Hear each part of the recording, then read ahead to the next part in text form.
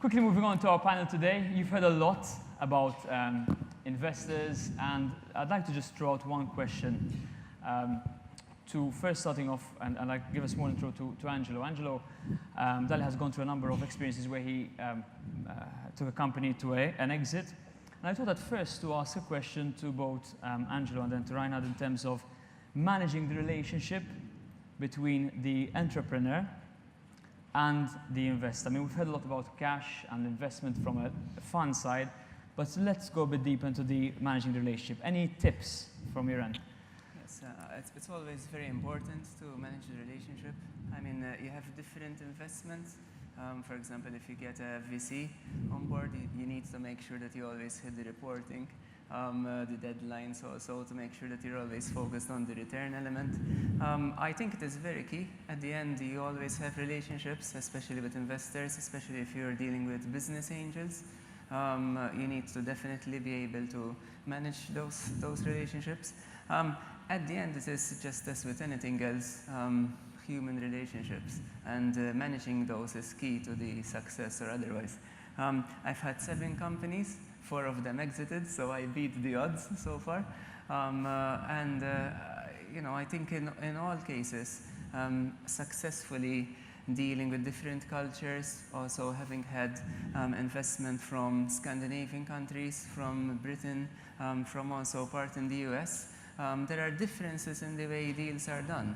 And especially one of the problems that I faced was that in the beginning, maybe now it's very interesting to see so many people interested.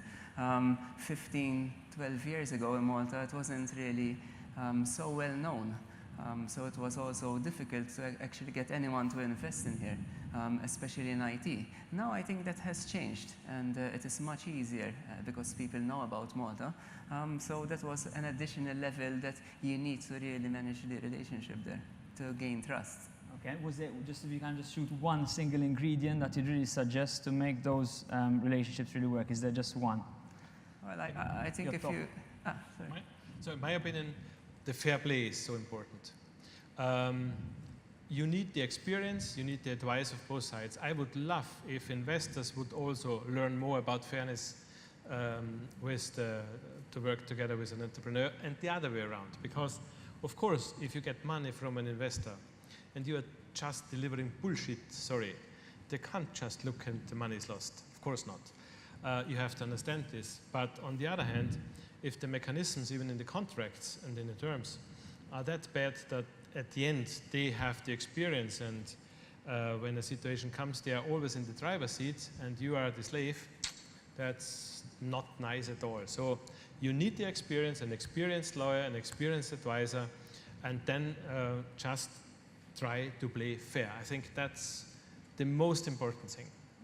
And how do you, I mean, there's this comment on being fair. I mean, what's from the investor community? What's your take on it?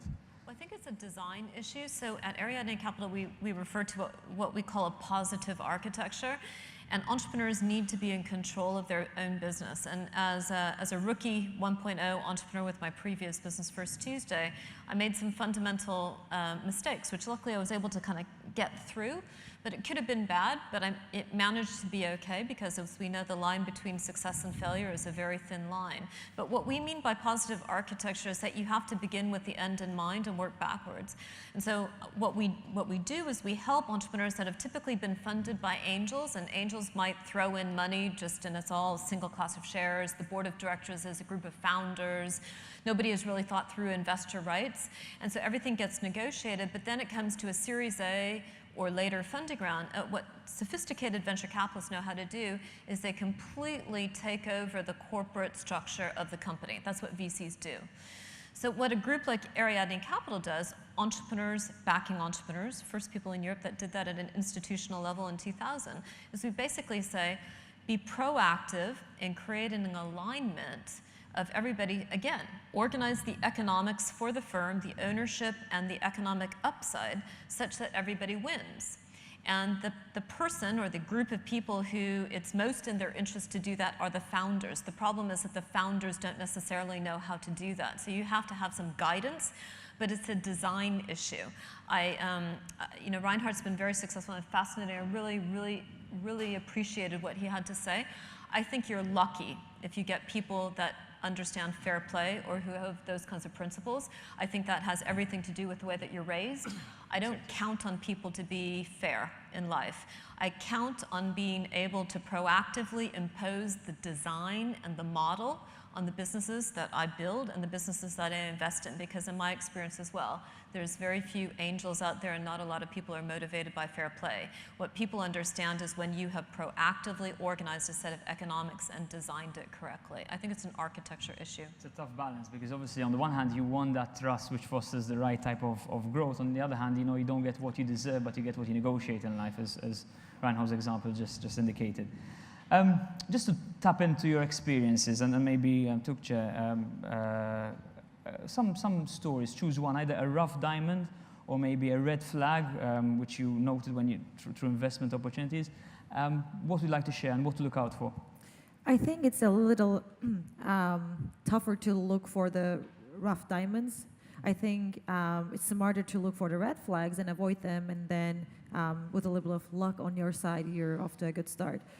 With angels and many investors, so I would say to look for the red flags, I would say it depends if we're talking about early investors or later stage investors. With late stage investors, I think the red flag is if you're dealing with a startup and some of their first investors are not joining the next rounds. No.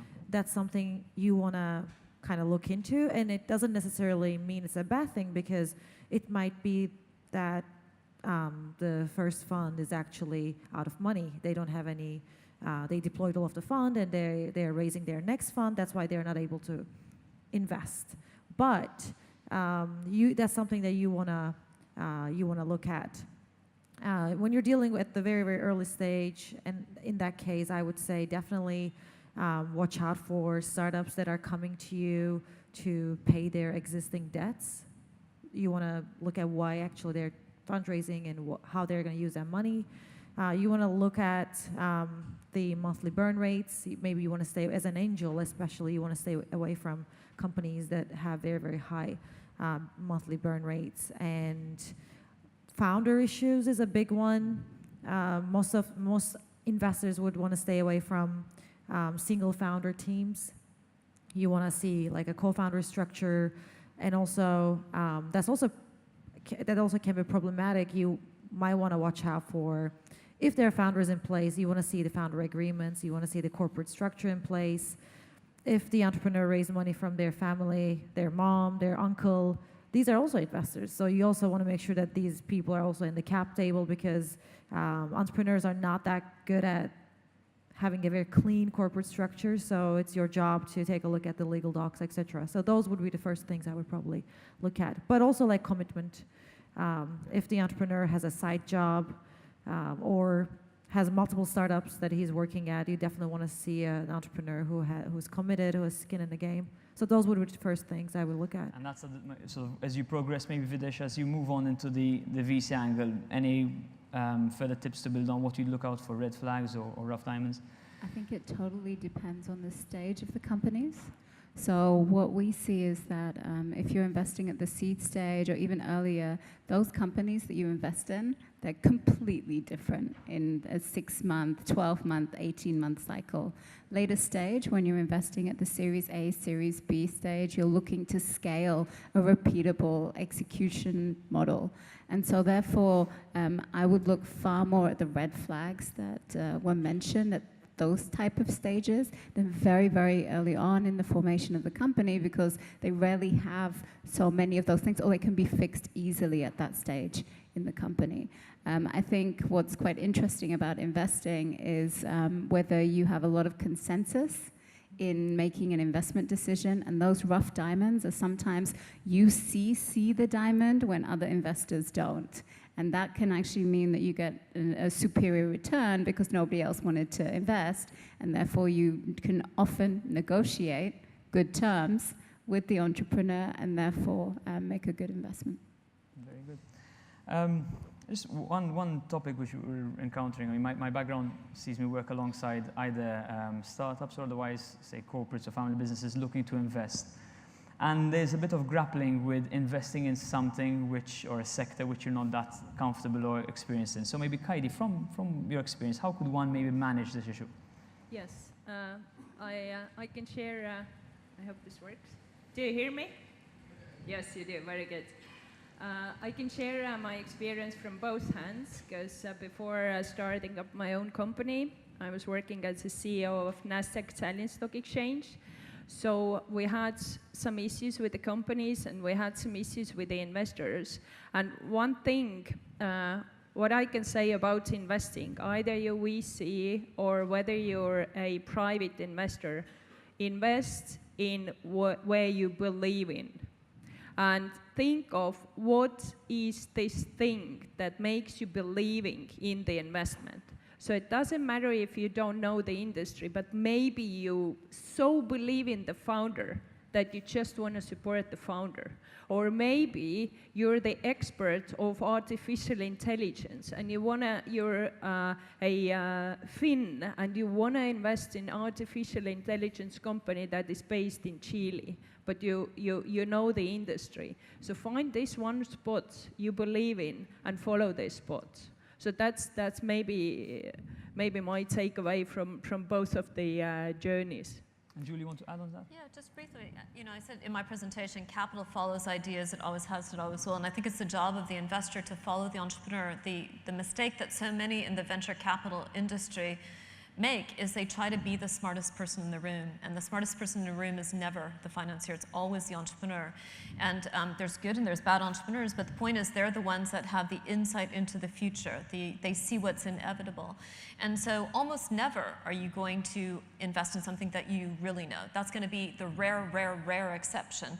When the first time that I met Alistair Lukes, who built Monetize, which became a £1 billion business, he said to me something very basic. He said, mobile banking, 2002, he said, if this is going to be successful, Julie, it's going to take an ecosystem. We're not just selling software into banks. We're going to have to give a cut of the revenue to the operator, and we're going to lower the cost of capital for the individual. I knew nothing about mobile banking, but I was able to add a little bit of value because what he said made sense. He had a kind of very feminine view of an ecosystem to build an industry, and I could see, then I said, well, why are you doing this? And he said, my father lost everything in Lloyd's. I thought, okay, great. We got a guy here who has a vision. He's got a massive chip on his shoulder, and he can communicate. He's a salesperson. Let's get involved, right? Just help him carry his bags, help him be successful. I knew nothing about mobile banking, but I could tell that the guy was obsessed. And indeed, 7 years later, 2009, I get a text message on a Friday night, and he said, Julie, 119 meetings, 76 nights away from my wife, but today, Monetize has a client. That is the level of obsession that Reinhold referred to. That's what it takes. No normal person does that. No normal VC backs that. But that's why he created a £1 billion market capitalization company, is because he's abnormal. Just listening to those stories, I mean, there's a certain amount of grit that has to be there. It is all grit. Yes. I'm glad that you used the word grit. It is not talent. It is total grit. It is talent, 0.001%, grit, 3,000%. It is grit. You mentioned the right word. Yeah, out of all investments during my journey, what I've seen, I call startup investment an emotional investment. So you have to share the emotion, and you have to share as an investor the passion that the entrepreneur has, and then the investor and the entrepreneur could have a combined and supportive journey. If it's not an emotion, if it's just, I don't know, playing cash from the very early, then you might lose much more that you actually expect because you haven't enjoyed the journey. And if I had to turn back to maybe Angelo, so a moment you remember from your raising of finance, which I understand also took you traveling across the globe, out from Malta. Any sort of tips to share, particularly to maybe the Maltese and the audience over here? So I think it's always important to have a good idea that generates a lot of cash, ideally. But yeah, I think what Julie said, that you need to have grit. I mean, you do end up having no social life for a while, and you do need to work very, very hard. But I think it's also good to always keep your word, which ties into the sense of fair play. And just focus on the execution, really, because at the end, I mean, all that counts are the results.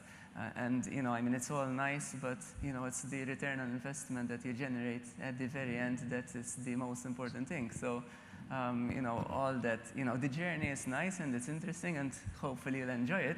But still, the track record is important to build up. And was it all about cash, or when you're looking at this sort of partnering up with your investor, you're looking for something extra? Because we didn't really mention the additional benefits, or maybe what took you to choose one investor versus another.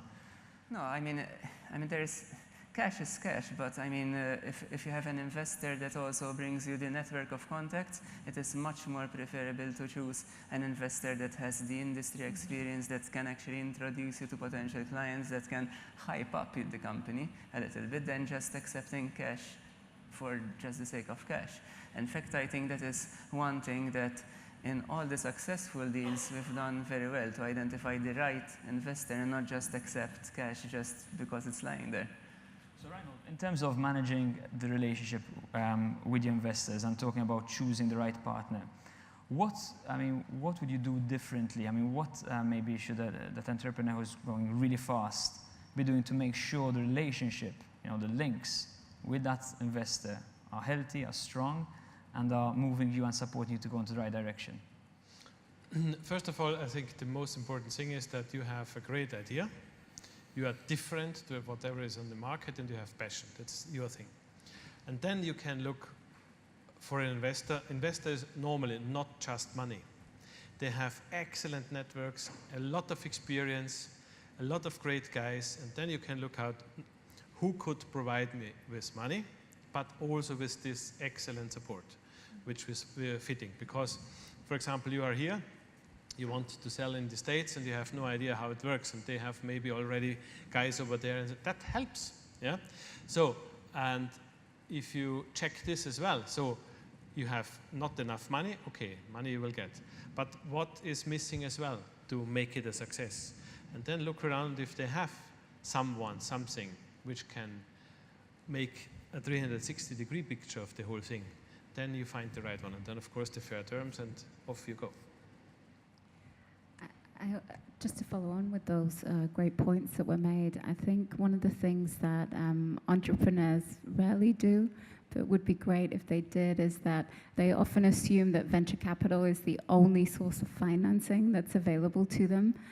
In fact, you have so many ways that you can finance your business. So one of the things that might be useful is thinking about, is venture really the right, venture capital really the right financial instrument for my business? Because you said it so well. If someone invests in your company, they take over a little bit of control, and therefore you give away a little bit of control on how you want to run your company and your business. So it's really important to make sure that that's the right decision.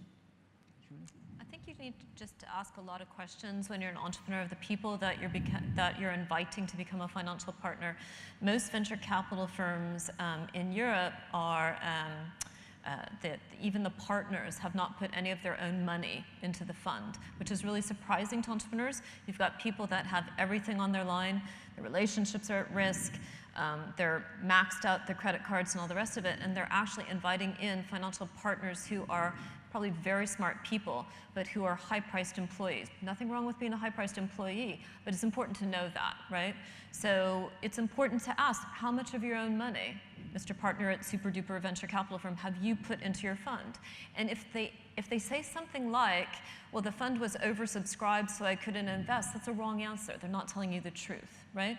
So at Ariadne Capital, 5% of the fund is my own money. That means that I've got, 5%, the amount of money that I've invested, lots of good reasons to care. Not only do I have empathy, and I'm an entrepreneur, but I have something at stake personally. And it's false to say that it doesn't matter. It absolutely matters how much you have financially at stake. So I think you need to ask all of those difficult questions about really, who is it that you're inviting in to become a financial partner in your firm, because there's 3 layers of power in a company: the board, the shareholders, and then the management and the ability to lead because you're the CEO and so forth. And entrepreneurs sometimes really don't understand how those mechanisms work, and they think, well, I'm 51% of the, I control by, the number of shareholding. But they don't control their firm because the board controls the firm. And so you really need to know who the financial partner is and what they have at stake, and then you really need to understand how these mechanisms operate and what could go wrong, to the points that Reinhold made about when the shit hits the fan, you need to understand how to clean up and what your mechanisms are for doing that. And so you have to educate yourself and be pretty savvy about it. Thank you. Tugce, one question in terms of, there's this sentiment that typically investors invest close to home. But here we are on the island of Malta, from many of the capitals. What's the sentiment? What's the investor sentiment to invest overseas? If you ask this question in Silicon Valley, many investors will probably say that they wouldn't even invest in New York or Boston. So traditionally, investors want to work with companies that are driving distance from their offices so they can meet with them, have face-to-face meetings, mentor them when the teams need it. With that said, that is globally changing, and that is something we're seeing on our platform. I was mentioning earlier that we have a presence in 41 countries, and in the last 1 year, we saw investors from Philippines invest in deals in Mexico, and we had some of our investors in Boston invest in deals in France. So that only happens when investors can find the right co-investors for themselves in a different country. And that's why if the Maltese entrepreneurs want to attract foreign capital, they need to make sure that there is a strong local investor ecosystem here, so these foreign investors can co-invest with them, because they will rely on the due diligence and the expertise of the local investors. And that's why it's very important that you have a strong venture capital and angel ecosystem here in the country. Okay. And Kaidi, building on this and your platform? Yes. I would say that if we compare the truly successful investors, it doesn't matter if it's a startup investor or if it's a main market investor. The more diversified the portfolio is, the successful the investor is. And the diversification also means geographical diversification. You have to invest cross borders to make your investments profitable. And it's very convenient to invest close to a region, because it's your own language, it's your own culture, most probably it's your neighbor, or you know the entrepreneur's father, or any other reasons. But if you truly want to make investment profitable, you have to invest cross-border. But I agree with Tugce that you need to also have the local expertise to understand who is this entrepreneur and how this company is performed.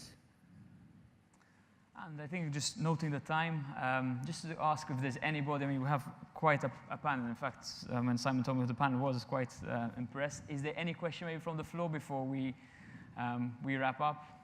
Yes? Maybe we could ask Angelo, since he's from the entrepreneur side of the investor. When is it a good idea to walk away from investment? Okay, when's the good idea to walk away from investment? Excellent question, thanks. I think you will realize when the relationship is not working, especially if you get maybe a competitive board. But I mean, it's never really happened to me yet, but I think you do go through some rough patches, and so far it has never happened. But I think it would be a good idea if you're spending more time fending off the investors, or fighting off internal politics, rather than actually doing useful work. I think that's when the time should be.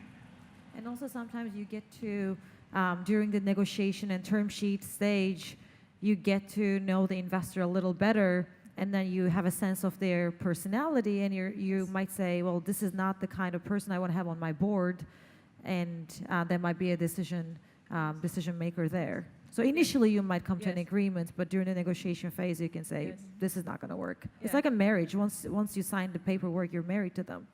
I mean, that takes some grit even to pull out if you're seeing the cash coming close. There needs to be some dating process before it. And to add something also to that, it's also important there to understand a little bit of the contractual terms. For example, in terms where it limits your liability and all the hidden definitions where you can get actually regret in the future. I think having a little bit of knowledge there does go a long way to protect the entrepreneur. Yeah. I think that everything boils down to values. So all the term sheets, everything, the relationships, everything boils down to values. And if the values clash, walk away. Everything else is negotiable except values. That's right. I love that a really lot. I mean, any other questions? Excellent. Met a few of you in private, but it's one about time.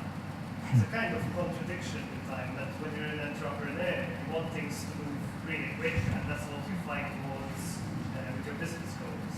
However, when it's raising funds, it generally takes a lot of time. Unless it's a very early seed stage round, it takes long. And when you're discussing with VCs, average times are between 3 to 6 to 9 months. Is time as a metric for VCs?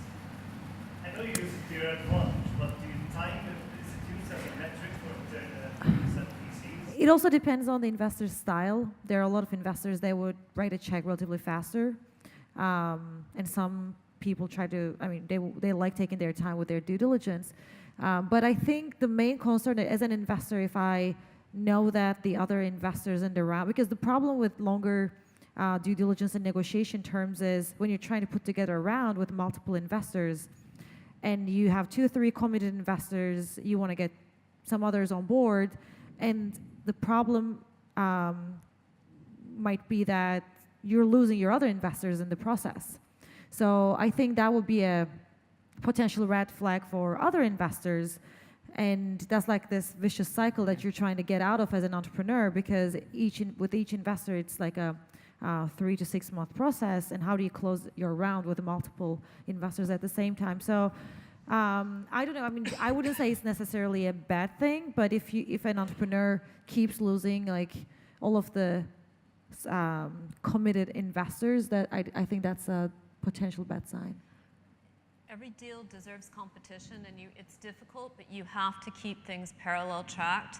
You have to be open and honest with people, not play games, but you really do need to parallel track multiple options, have multiple scenarios, and it's up to the entrepreneur, which is why you're running the business and you're raising capital, to build the architecture of your firm. That means this is the milestone whereby we de-risk it. Sometimes raising capital helps to de-risk it. More importantly, it's a product market fit, reference customer, and so forth.